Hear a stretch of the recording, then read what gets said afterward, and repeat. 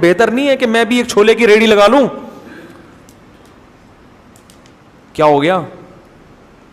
یعنی اگر قرآن کی جو ایک تو عقیدے سے اس کا تعلق ہے جس کی اہمیت عمل سے زیادہ، اور پھر عقیدے میں سب سے اہم عقیدہ کیا ہے؟ توحید. اور توحید میں بھی آگے یاد رکھو توحید کی اپوزٹ کیا ہے؟ شرک. توحید کا الٹ کیا ہوتا ہے؟ شرک. تو شرک کی نفی کرنا توحید ہی ہے نا. تو سب سے بڑا شرک پتہ ہے کیا ہے؟ اللہ کے سوا کسی کو مدد کے لیے پکارنا. یہ شرک کی سب سے بڑی قسم ہے اور سب سے خطرناک قسم ہے جس نے ہمیشہ مشرکوں کو برباد. ہر دور کے مشرک اس قسم کے شرک میں مبتلا ہوئے ہیں. وہ یہ نہیں کہتے تھے کہ اللہ جیسا اللہ بھی کوئی ہے، وہ کہتے تھے جیسے اللہ سے ہم ڈائریکٹ پکاریں تو بھی ٹھیک ہے، لیکن اللہ نے کچھ اختیارات اپنے بندوں کو بھی دے دیے ہیں، ان کو بھی پکارا جا سکتا ہے. اسی شرک کی نفی کے لیے دنیا میں پیغمبر آتے رہے ہیں، اور اسی کے لیے اللہ نے ہم سے ہر نماز کی ہر رکعت میں کہلوایا ایاک نعبد و ایاک نستعین، اے اللہ صرف تیری عبادت کریں گے. اللہ کو پتا تھا یہ عبادت کے مفہوم میں گھما دیں گے بات کو، اس لیے اگلا جملہ کہلوایا ایاک نستعین، مدد صرف تجھی سے. استعانہ مدد کو کہتے ہیں. تو اب یا اللہ مدد کے علاوہ تمام راستے اللہ نے بند کر دیے کہ نہیں کر دیے؟ تو یہ والی شرک کی بھی اگر ہم قسم بیان نہیں کریں گے، مصلحت کا شکار ہوں گے کہ ویورز ٹوٹ رہے ہیں، لوگ خراب ہو رہے ہیں، تو بھائی پھر تو قیامت میں پکڑے جائیں گے. اللہ کہے گا میری وحدانیت بھی اگر تم سے ممبر پہ بیٹھ کے بیان نہیں ہو رہی تھی تو بہتر تھا کہ تم بھی یو پی پہ انڈا موڑ پہ ایک چھولے کی ٹھیلی لگا کے بیٹھ جاتے. تو یہ بڑا خطرناک شرک ہے.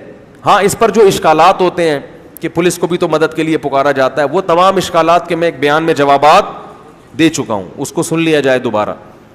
تو اس لیے میں کہتا ہوں بھائی اپنے حال پہ ترس کھاؤ، صرف یا اللہ مدد، صرف یا. ہم یہ نہیں کہہ رہے کہ جس نے یا رسول اللہ مدد کہا وہ کافر ہو گیا، نہ. کفر کا فتویٰ لگانے میں بہت احتیاط ہے، کیونکہ ہم اس سے پوچھیں گے تمہارا مطلب کیا ہے اس کا. تو مطلب میں جا کے گہرائی میں کہیں سے بھی کوئی تعویل کھینچ تان کے نکالی جا سکتی ہو کہ ہو سکتا ہے اس کا یہ مفہوم ہو، تو اس کو مومن ہی کہا جائے گا جب تک 100% وہ واضح طور پر نہ کہہ دے. لیکن یہ جملہ بہت ڈینجرس ہے. کفر کا فتویٰ دنیا میں لگانے میں تو احتیاط ہے، مگر آخرت میں اللہ بھی احتیاط سے کام لے گا. فتویٰ لگانے میں ایسا نہیں ہے. وہ تو ہمارے لیے اللہ نے کہا ہے کہ تم دل کے حال نہیں جانتے، اللہ تو دلوں کا حال جانتا ہے. اللہ کو پتا ہے کون کس نیت سے کہہ رہا ہے. تو اس لیے میرے بھائی اپنے حال پہ ترس کھاؤ، اپنے مذہبی رہنماؤں کے کہنے پر توحید کا راستہ نہ چھوڑو.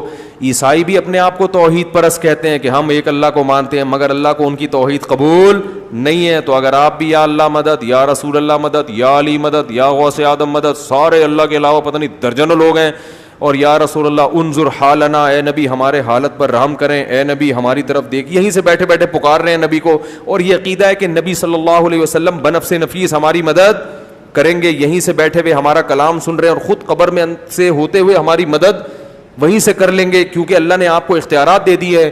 بھائی یہ شرک ہے.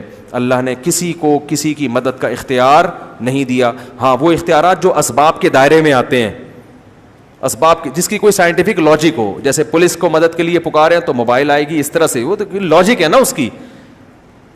ان لاجک جو مدد ہوتی ہے کہ جس میں کوئی ذرائع یا اسباب نہ ہو، یہ مدد صرف کون کر سکتا ہے؟ اللہ. اس کا اللہ نے کسی کو اختیار نہیں دیا.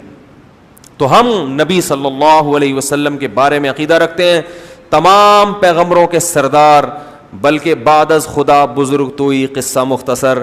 اللہ کے بعد نبی ہی کا مقام ہے، قصہ مختصر. شاعر نے کیسی پیاری بات، شاعر نے کہا تم نبی کی شان بیان کرتے ہو، کہہ رہے میں مختصر بات کر کے گل ویلے دی تے پھل موسم دا قصہ ہی ختم کر دیتا ہوں. بعد از خدا بزرگ توئی، اللہ کے بعد کون ہے؟ پیغمبر. جس کی بھی تعریف کی جائے نا اس سے اونچا مقام کس کا ہے؟ نبی کا. پھر آپ کسی کی تعریف کریں، زمین آسمان کے قلابے ملا دیں، وہ تعریف نبی کی تعریف